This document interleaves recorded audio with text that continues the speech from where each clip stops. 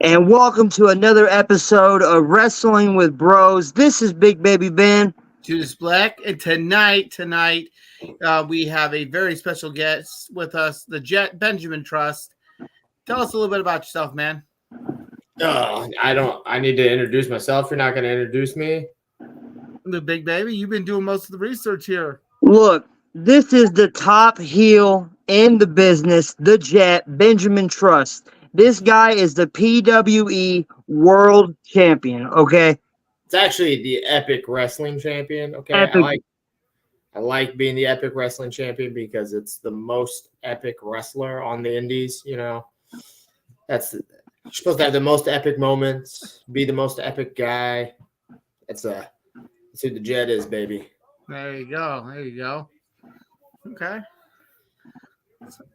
So can you tell us a little bit about the beginning of your wrestling career and how it started?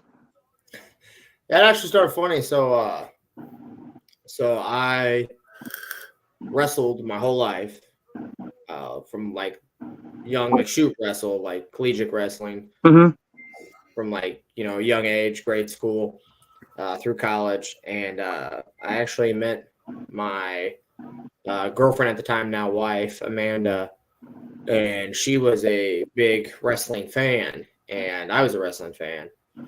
And we talked about wrestling. Well, I was talking about, I was also a pro wrestling fan, but I was talking about collegiate wrestling. And she showed up to one of my collegiate matches, and I was in like my singlet and headgear. She was like in an NWO shirt. That's cool. She's like, "Oh, I thought you did the other kind." So yeah, when college wrestling was done, it's like all those guys just go into like MMA, and I have too much charisma and I care too much about how good I look. So I was like, let me go this other avenue. And so I went into pro wrestling. Yeah. Okay. She kind of really nudged me towards that. Okay. So, I mean, during your wrestling career so far, like how many actual titles have you held on to besides the current one? Oh, man. Let's see. I was the Ride on the River champion. That was my first like actual belt. That was a Dynamo belt. I've been Dynamo champ. At one point I was Dynamo champ, MWA champ, and PWE Interstate champ at the same time. I just recently challenged Superstar Steve for his Harley Race belt, the WL World Wrestling League belt. Oh, wow. So yeah. I challenged Jake Painter in Chicago for the Galley Lucha Libre Galley Gladiator title. So wow. Been around. Nice. Real nice. Are there any promotional goals, any promotions that you want to end up in? Well, I'm dipping my feet. I'm currently at OVW a lot. So I'd like to get more established there. I've already wrestled Jack Vaughn, the guy from the YouTube videos, TikTok videos. I've already wrestled him once, beat him, by the way. He's the OVW champ right now. So I'm like, man, I beat this guy once already. I think I can do it again. So you gotta lay down the challenge. Yeah. And then I got that Epic Wrestling title, and like I think around my waist, I could really elevate that belt to be a prize that people really want to inspire to. So it's just stuff like that. Okay. So where do you currently where do you wrestle out of? Like where did you kind of start your whole thing? So I started my training at Dynamo Pro at the Dynamo Dojo. Currently I train at the Forge, War Horse, Mike Outlaw, Camaro Jackson, those guys, great trainers. Cody Lane's there now. Ethan Price is training people. But I've always kind of been a nomad. I've done seminars everywhere. Like if your gym has a seminar, you probably see Ben Trust there. I've trained at the Ace Academy with Bob Orton. Harley Leland Race is an excellent trainer. Like, man, every time I see one of his students, I think they're great. I'm going to try to make it down to Jason Static's gym. And train with some of his guys. So I think every time I see one of his guys, their fundamentals are great. So, I don't know. There's everywhere and anywhere I can. Okay. You ever wrestled like directly somewhere in like the Midwest, like Iowa or Illinois or anything like that yet? Oh, I've wrestled everywhere. Anywhere and everywhere that I can get booked, I've been. So I've been to Iowa. I've been to just this year. I've been to, let's see how the states I've wrestled in this year. Let's see, Wisconsin, Iowa, Illinois, Missouri, Indiana, Kentucky, Texas, New York. I don't know. I feel I'm missing Ohio. I've been everywhere. Yeah. Okay. Baby. How did you come up with your gimmick? Well, so your gimmick is just you to like a 10, this is me. I wear suits every day at work. And then when you own so many suits, you just start wearing suits. And then when you dress better than everyone, you're like, man, my wrestling gear's got to look better than everyone. And they get those flashy jackets. And I grew up with my grandpa, who was a World War II vet, and he wore a bomber's jacket everywhere he went. So first time I needed a winter coat and I had money in my pocket, I bought a bomber's jacket because I thought that's just what men wore. And then they're like, well, what are you going to wear to the ring? I'm like, well, the only coat I own is this vintage bomber coat. So I want a bomber's jacket because that's me. That's me, baby. So, it's just who you are. I got 10,000 gallons of jet fuel burning in my veins. So just the jet, Okay. And do you have any like specific traditions or things that you do that when you're getting ready to head out to the ring for your match, anything you do prior to the match that it's kind of like so that's just your way of saying this is my way of getting ready to go? No, not at all. It's funny that you say that because I always feel like I should. Like I see every other wrestler and they're, I knew one guy that had to wear the same pair of socks every match. He was afraid he was going to get hurt or the match was going to go bad. He's like, anytime I don't wear these socks, and like some guys, they're right before they walk through the curtain, they're like trying to remember their match, and going over stuff. Mm-hmm. I'm like, it's bad. I should have some of that nervousness or some of that fear. It'd probably protect me more or help me out. But really, I'm just back there right before I hit the curtain. I'm like, anyway, this ain't going to be good. I'm about to go out there and kill. I just can't wait for the music to hit. And like, I get out there so I can do my thing. Cause I'm just like, man, I'm about to eat this up. Like, I just don't envision any way it could go wrong. I'm like, this is, or at least on my part, I'm like, I'm going to go out there and kill it. Like, I can't even, like, the thoughts don't come into my head at all. And then afterwards, I'm like, man, I had some crazy spots in that match. Maybe I should have been a little worried or a little nervous. And I'm like, oh, it worked out for the best. So, yeah, maybe one day those nerves or this fear will hit me. But I don't know, man. I just get too excited. I wrestle with a lot of joy. I have a lot of fun wrestling. Like, I would wrestle every night of the week if I could. So it's like, I just can't wait to get out of the curtain, man. Okay. We do have a fan question if you're ready to answer one. Sure. The Jet, do you enjoy going everywhere to wrestle, or would you rather find a place to call home? Oh, no. Everywhere's home for the Jet. It's another reason why I like being the Jet. What do Jets do? They fly around. They go place to place. Like, I don't want to wrestle in front of the same people every time. I have some home promotions, but I went to Iowa this year, wrestled for Honor Amongst Wrestling. Those guys were great. Can't wait to be back. I'll be back in 2024. Yeah. Were you there? No, we actually help with setup for their ring. Nice. Go to every show now. So, nice. So yeah, I'll be back there. I think sometime in April, unless he wants me back sooner.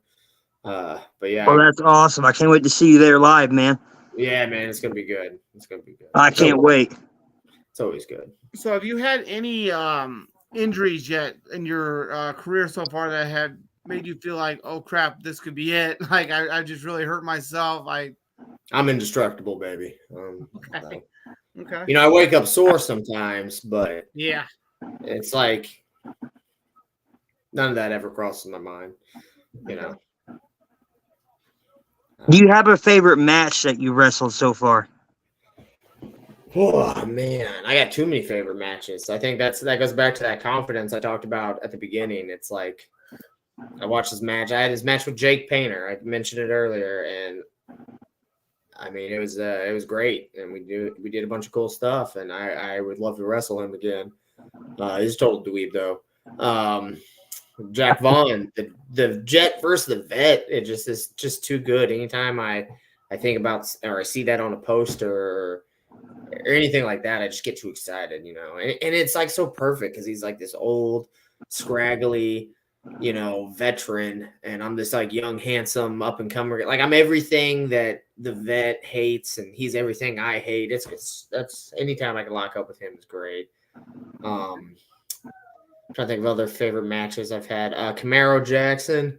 I had a match with him at 0-1. That was there's a clip of him pouncing me. And it got a lot of views on the internet, and I could wrestle Camaro every day of the week. ATM, Mr. All That Matters. I don't know if you guys heard of him. He's a huge dweeb, but anytime we're in the ring, it's just like tit for tat, and we're both like very motivated guys. So it's like trying to outdo each other all the time. And I just love anyone that wants to like try to outdo me because then it just pushes me. Mm-hmm. So I've got a bunch of favorite matches. if there was any like current, you know, like WWE or AEW star that you could wrestle, like currently, if you were given the option, who would you choose? Oh, You got man. Troy here now. No. So that's I'm gonna go ahead and let you do your thing first, because I have some questions for him. Because Okay. I heard him, and I don't think I heard him correctly. But Okay. I'm gonna make sure. So your dream match question. I've said this before on many podcasts. I don't care who I wrestle. The thing I care the most about. The thing I care the most about when it comes to who I want to wrestle is anytime I see online a fan post, "Hey, I would love to see Ben Truss wrestle." Name a guy, Dak Draper from Kansas City, or Mateo. He's like a Chicago area wrestler. There you go. Yeah. Oh, yeah. Or Vic Capri. I would love to see Ben Truss wrestle Vic Capri. You know, it's like the ice pick guy. It's like that's what gets me excited because someone wants to buy a ticket to see me wrestle that guy. Then all of a sudden I get obsessed. I'm like, I want to wrestle. Like people want to see me wrestle this guy. So the match I've always wanted to wrestle is the match people want to see. Okay. Personally, I don't have any. I could see you wrestling somebody of the caliber like Seth Rollins. How much do you weigh? Me? I am. I'm right at 200 pounds. Right You know, at 200. How tall are you? I'm 6 foot even. 6 foot even. Okay. Ooh. Sometimes I get up to 205, like after Thanksgiving, you know, Christmas time. That sounds like my type of match. Mm-hmm. That sounds like my type of match. He said he likes people that push him to his limits and see how far he can go and whatnot. Tit for chat. Okay. Judas Black and Troy back. I like it. I'm liking this. Okay. All right. So when you're in the ring, Okay.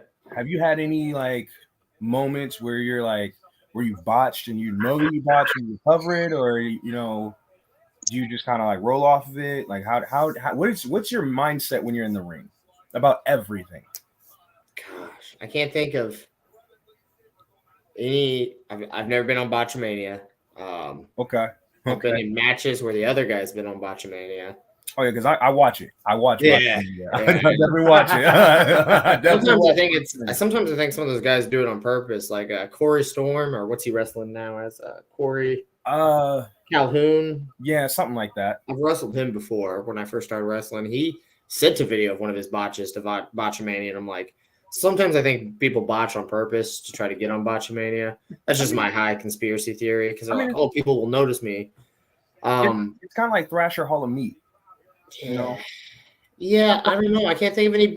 I don't know what goes through my mind during a botch because, like, I'm a very like art over science guy. So some people look at wrestling, especially when they're backstage, as like a science or like a math problem. They're like, we got to do this, and then it's got to go to this, and then this. Where I'm like, if we're out there and things are just vibing different, or you trip and fall, I'm gonna drop an elbow, and now that's just part of the match. That wasn't botched. That's just how the match went now.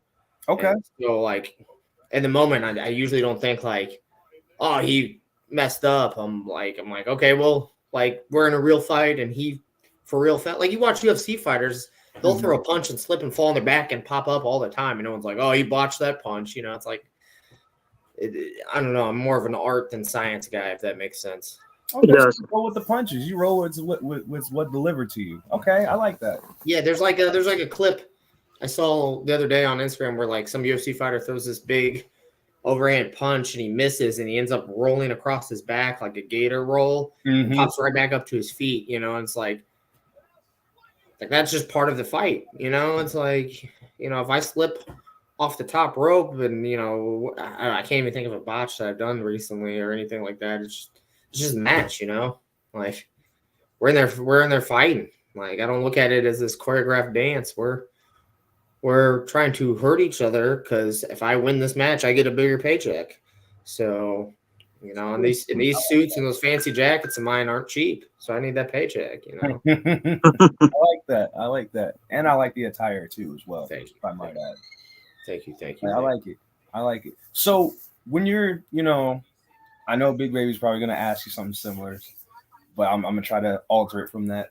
So when you're out there in the ring, you know, your music hits, you walk out behind the curtain, you're interacting with the crowd as you're walking around the ring and whatnot. You know, you get in there, your opponent gets in there, does, you know, do their shit. Now you guys are both in the ring. They ding the bell. Tell me how your first match was when they dinged that bell. So my very first match was at IWA Mid-South. And I don't think I was in the ring when they dinged the bell. I think I was a tag match. And I was actually on the outside. So they dinged the bell and then they started wrestling. And then the first time I got tagged in, it was like, oh, now the match has started for me. I have to do real stuff. This is real. But then, you know, I don't know, man. I feel like some people rush through stuff, and I definitely did at first too. But it's like you were just talking, your music hits, you walk around the entrance, and like I remember thinking like the first time I ever wrestled, no one's here to see me, no one cares about me.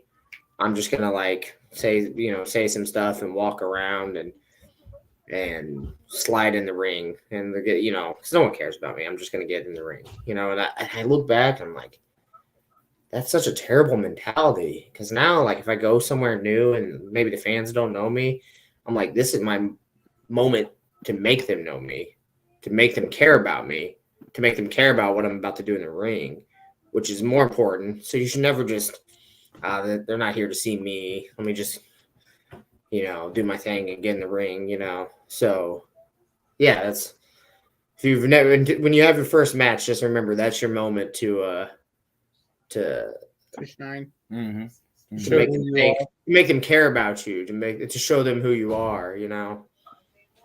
I don't know. Yeah, I feel it. Because, you know, I'm just now switching to pro. Like I've done backyard for a while. I've, you know, done competitions and had a few shows and whatnot. And I've actually won a few championships. But I know for a fact, you know, when you step into an actual ring, it's, you know, it's different. The atmosphere is different. The pressure is different. Just everything is different. That being said, yeah, I can completely relate to that. I can definitely I can see how you felt that way coming into your first match. By the way, how did your first match go? I was tagging with Brandon Espinoza. It was IWA Mid-South, famous promotion. Ian Rotten, CM Punk, and Rey Mysterio, Eddie Guerrero had that famous triple threat there. Mm-hmm. So I was already kind of like, felt like a kid thrown to the sharks. I don't think it could have gone bad because I was in the ring with, you know, 3 very good wrestlers. But they were definitely carrying me the whole time, you know. And they told me afterwards, like, you got to have some confidence out there and you got to do your thing. And I don't know when it hit me, but even I'm going to tell you a story because there was another IWA Mid-South story. Okay. So I've been wrestling for about a year, and I was doing all sorts of. I do my rebound clothesline thing, and back then I used to do the Kevin Owens, like you stand on the second rope and then you jump and land on the top rope and into a moonsault. And I was doing like, dives to the outside of the ring and all this. Like I was doing all these cool, like Spanish flies and all these cool flips and shit. And I was about 160 pounds before I started bodybuilding. Ooh. Okay. And I remember like thinking like, this is the greatest match I've ever had. Like this is the match. I did all these flips. This is so cool. No one in the back is gonna do all these flips, Mhm. When I got to the back and I walked up to Ian Rod and I was like, "Hey, what you think of my match?" And he said, "You're just another skinny guy doing flips." It's like I could find 100 skinny guys doing flips on the indies, and he just walked away. So, Oh wow. I just remember that sticking with me, and that's when I realized moves are important, and what you can do in athleticism is important, but it can't be the only thing you do. You got to be a character, you got to have charisma, you got to have a look, and I don't do half those moves anymore, and I'm more over than I've ever been. So, and they got to mean something. If you do a moonsault in the match, and then 2 minutes later you do a top rope Spanish fly, that moonsault earlier didn't mean anything, Mhm. Or if you do a dive to the outside and then 2 minutes later in the match you're trying to give him a suplex, the fans are numb. They're like, "Hey, I just saw you dump this dude onto concrete or land on this dude on concrete, and now you want me to think a suplex in the middle of the ring is going to hurt him?" It's what I mean. Mhm. So it's got to be like learning. You got to take him on a roller coaster ride. You got to have your ups and downs. I don't know. I just remember it was like an eye-opening moment for me, and it was like made me want to stand out more. It's like I can't look like anyone else on the indies. I like that. I like that. Absolutely. I like that a lot, actually. That does make a lot of sense because, when it comes to wrestling, just being in the ring is not all that it's about. You got to sell your gimmick. You got to tell the story. You got to have the athletic ability. You got to have the ring awareness. Yeah, you're absolutely right. I completely agree with that. I completely agree. Why is everybody dressed up kind of like Fly tonight and we're looking like bums? I'm wearing a ghost. I'm wearing like your company shirt. Like it's just the bins, you know what I'm saying? Don't fucking start with that shit. He's gonna stick with that fucking forever now. Yeah, He's gonna use that fucking forever. It's all about the Benjamins, baby. Yeah. I'm getting a shirt made. All about the bins. So, what kind of advice would you give to somebody that's just getting started out there and trying to start wrestling and building a name for themselves? I mean, I think we talked about that. Get yourself over online. You gotta have an online presence nowadays. Show your character off online, and your character should just be you. How do I say this?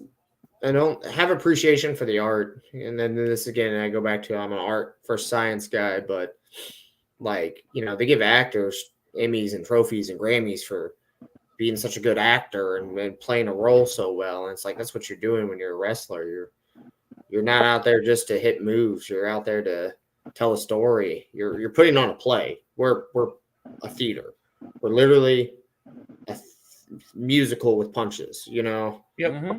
Or West Side Story or Guys and Dolls with punches and backflips, and so make sure that the story is interesting and the art is interesting. And that's the reason why I enjoy watching like some of Mateo's matches. Like he had mentioned Mateo, because Mateo had done acting, and then now he's doing wrestling, combines the two, and it was I'm sitting there live watching it. I know the ins and outs a little bit, so it's like after the match I had to ask him like, "Hey, bro, are you okay? Like, are you good?" He's like, "Yeah, bro, I'm good. I'm perfectly fine." I'm like, "Damn, bro," because you had me convinced that you were fucked up in the ring, like. Yeah. I thought you were actually in pain, bro. But that's part of what you're saying. Like, you got to sell it.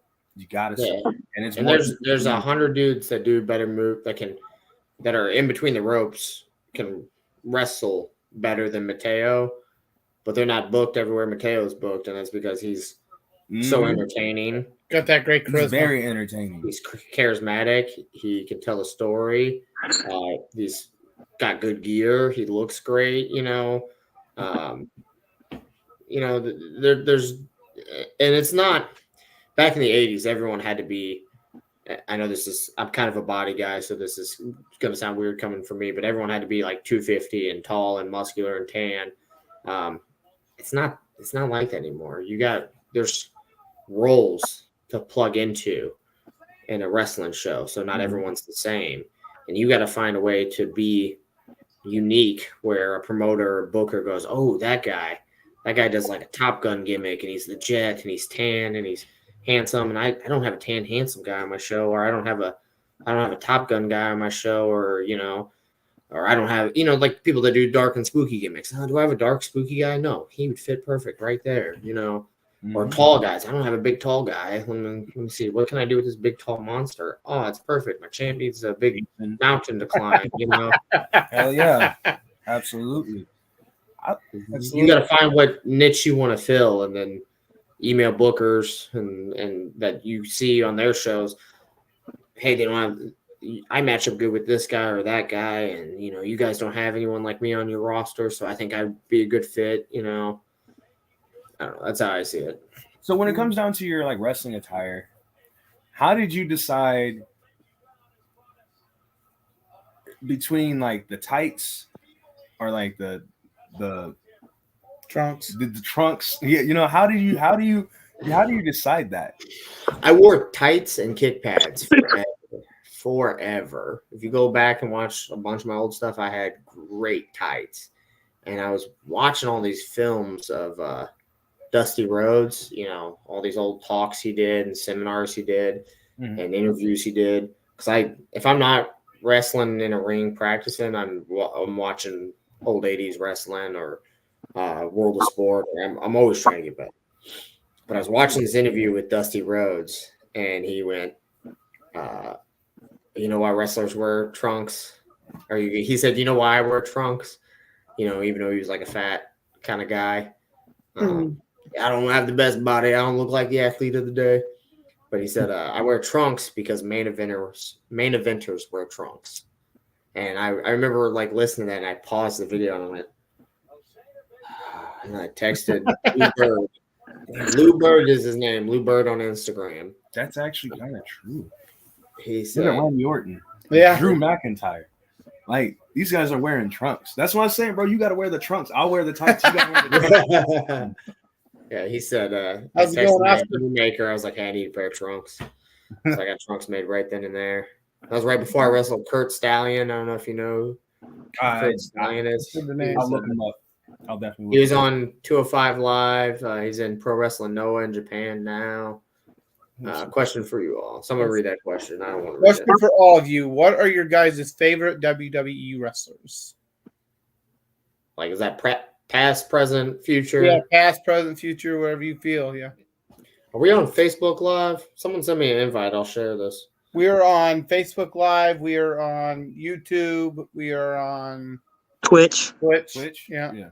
We're When going to 3 different sites. one of you guys send me a link, I'll share it so my fans can see it. Okay.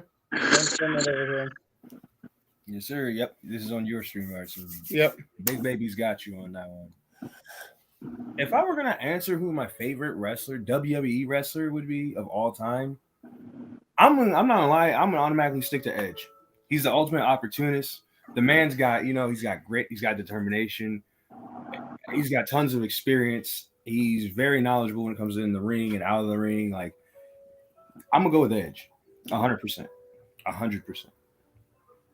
Yeah, if I had to go with my top favorite wrestler, I've followed him since 2002, John Cena. I thought you were gonna say Roman Reigns. No. I love Roman, but but no, John Cena, because the man is great in the ring.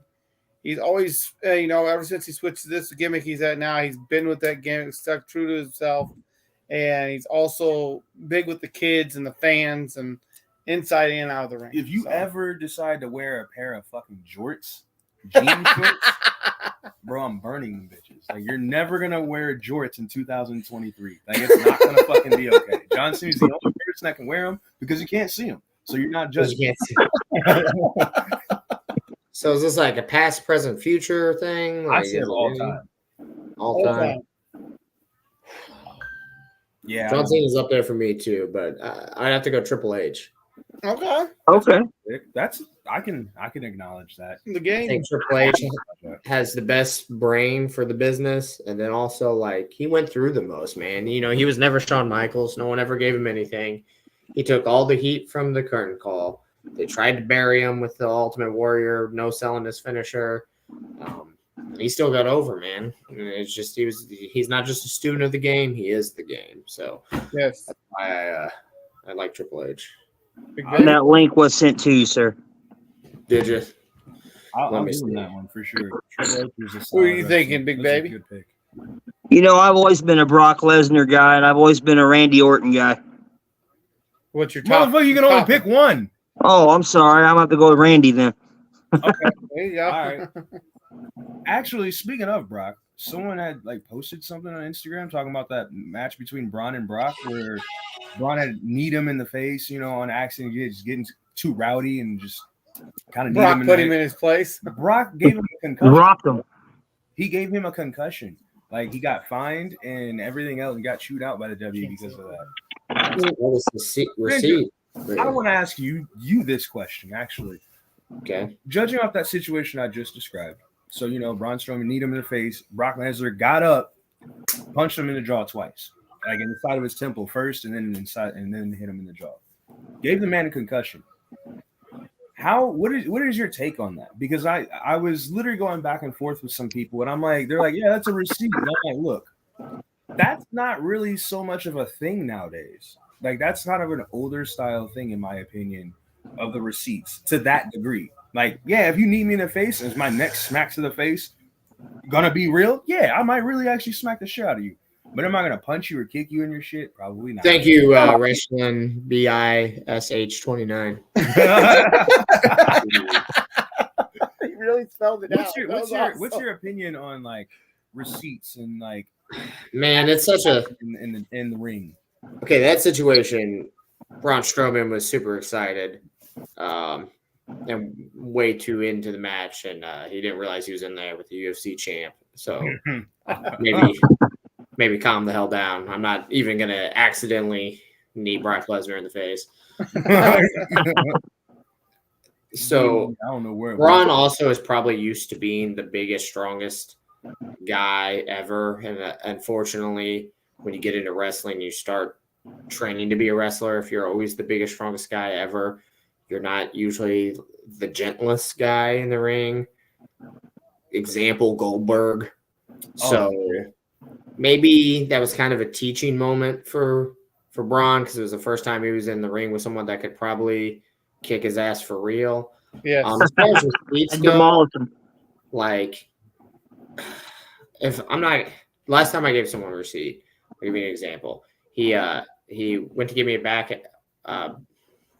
elbow, and he kind of like jabbed me right in the nose with his elbow because he was just way too excited and like turned way too far with it, and it wasn't on the tricep at all, and I was mad about it. And then he had stiffed me earlier once too with like a kick while I was down, while he's running heat.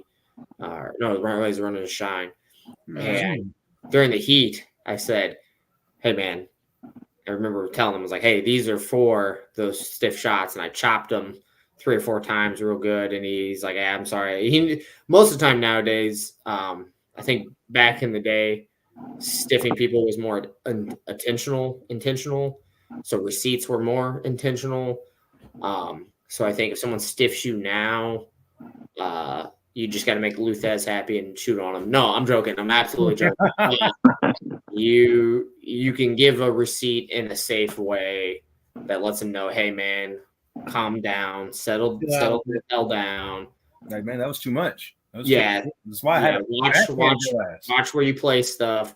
Don't stiff me anymore now. You know what I mean? Because if I've already given you receipts and then you're like, okay, I promise I won't hurt you again, and then you freaking stiff me a 3rd time or a 4th time, then at backstage I'm gonna be like, listen, man, we're gonna have to throw down or something. Like, bro, you're unsafe, or you need to go back to training, or I'm gonna email whoever your coach is and be like, hey, this dude needs work, you know. And I think that actually is the receipt nowadays. Is if it gets out there that you're unsafe, then RIP, stick a fork in you, you're dead, because no one's ever going to want to. No promoter wants to book a guy that they've heard is unsafe because they don't want to bring that guy in and that guy hurt their guys or cause an incident with insurance and all this stuff, you know.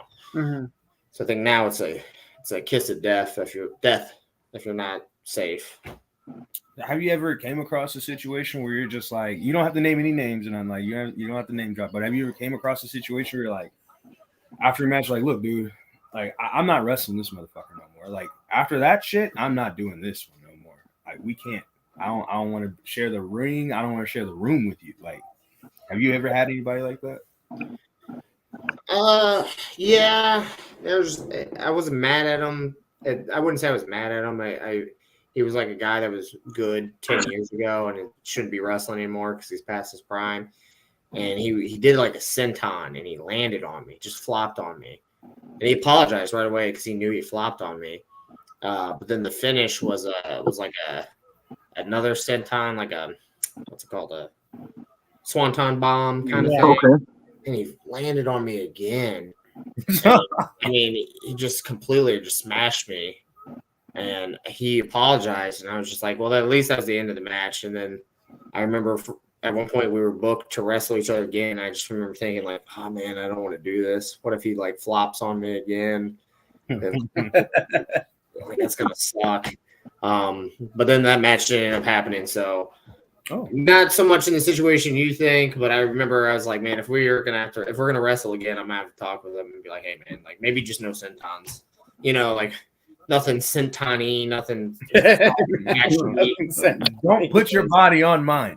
Yeah, it's like I was just gonna protect myself, you know. Be like, listen, you're not doing it. That doesn't work for me, brother. You know, like I feel you on that. Do one. not do that again. Yeah. Get the hell off of me.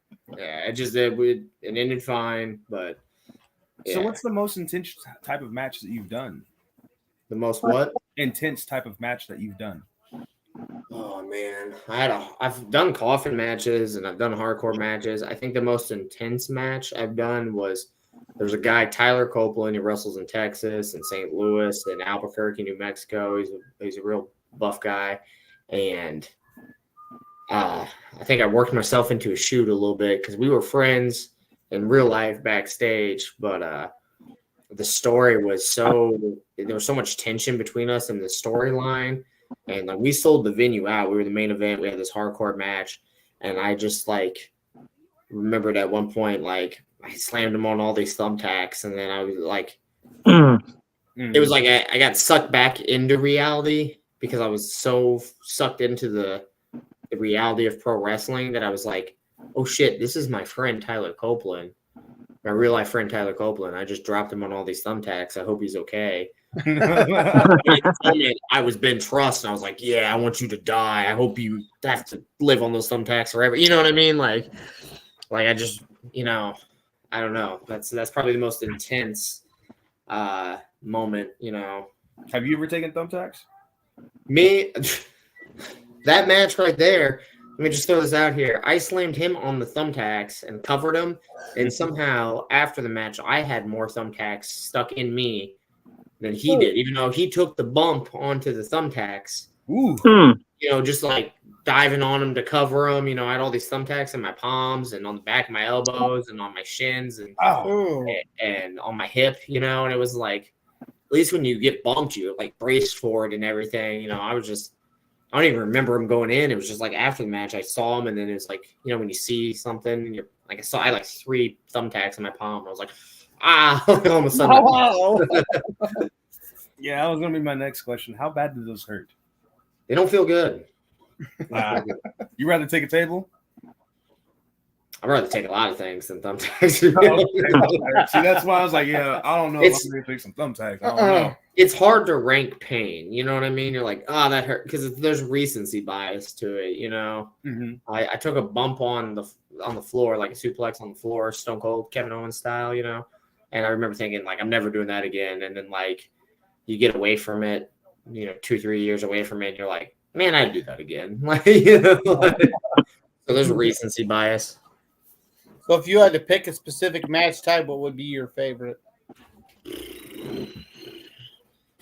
I like the strap matches, you know. Oh, Old God. Cody Rhodes. No, no, Cowbell. no. I'd rather take the thumbtacks than the strap, bro. You're not beating me with a strap, bro. I'm done. I'm walking. I'm about to pull a Jeff Hardy. I'm about to pull a match. Like no, So. I'm done. Oh man. You have any OVW stories? No, I mean OVW is cool. Al Snow's there. I remember I walked up to him after one of my matches, and he said, "I said, hey, what you think of the match? You know, did you like it?" And he went, "I think it marketable, kid," and then just walked away. So that's my Al Snow story. Oh wow. Yeah. So I'm marketable. That's something I hear from every promoter, but I'd like to be told I'm a good wrestler or this or that, you know. So So you know. are you booked anytime next year already? Oh, I got 40 dates next year already. Oh shit. Jeez. Yeah. Damn. Yeah, so that's why when I brought up Honor Amongst Wrestling, I know for a fact. I think he said he was going to try to bring me in again before then, but I know for a fact I have a date. Let's see, Honor Amongst Wrestling, April 13th. I'll be there. April 13th. Oh, I can't wait. We'll be there. Yeah. Yes, we will. Yeah. So if I go there anytime before, I'll let you guys know. Awesome. Definitely let us know Awesome, for sure. because Yeah. Any final questions? Because I got guys meeting me at the gym. yeah, I got one question for you. If I were to challenge you to a match at some point in time later on this year. This year, there's only like 20 days left in this year. Oh, my bad. Next year. my bad. Brain fart. What would you say to that? I'd say you get 10 guys that say they'd buy a ticket to see us fight, and I'm down. I could have 10 people to tell you right now they'd buy it. What did I tell you guys at the beginning? I don't have dream opponents. I don't care who I wrestle. I just want to be in the match that people want to see. So if people are like, man, I can't wait to see Judas Black wrestle Benjamin Trust, I will be there. That's what I want. Awesome. Ooh. That's all I care about in wrestling. Ooh.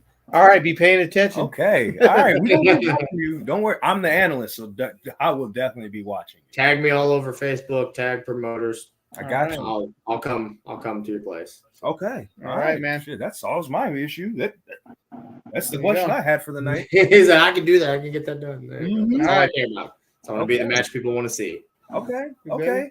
Match people want to see. I can. All right, Well, guys. you saw it on Wrestling with Bros, the Jet, Benjamin Trust. This is Big Baby Ben. Judas Black. Troy Black, baby. Thank you for joining us, Benjamin. We appreciate you.